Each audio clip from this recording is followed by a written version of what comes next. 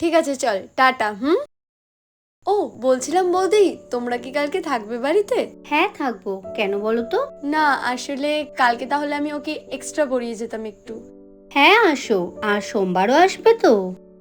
সোমবার তো আমার একটু কাজ আছে, তাই আমাকে একটু ছুটি নিতে হবে, তাই আমি কালকে ওকে এক্সট্রা পড়িয়ে দিয়ে যাব। অসুবিধা নেই তো তোমার? অসুবিধা তো একটু আছেই, বাচ্চা মানুষ, বারবার কি সময় চেঞ্জ করা যায় বলো? সোমবারের বদলে রোববার আসলে ওর পড়ায় ডিস্টার্ব হতে পারে। না মানে, এটা তো রোজ রোজ হয় না। এই সপ্তাহটা আমার একটু প্রবলেম আছে, তাই আর আমি তো পড়িয়েই দিচ্ছি। জাস্ট দিনটা আলাদা, আর কিছুই নয়। এরম করলে কি হয় তুমিই বলো? তোমার প্রবলেম আমি কেন সাফার করব? হুম। আমাদের তো আর জীবন নেই, আমাদের তো সমস্যা থাকতে নেই। আর ও বাচ্চা মানুষ, ও কি বা বুঝবে? বোঝার দায়িত্ব তো আপনার। ও সকালবেলায় খেলে টেলে নেবে, আমি না হয় ওকে সন্ধ্যার দিকে পড়াতে আসবো। কিন্তু আমার সোমবার কাজটা না করলে অনেক বড় ক্ষতি হয়ে যাবে।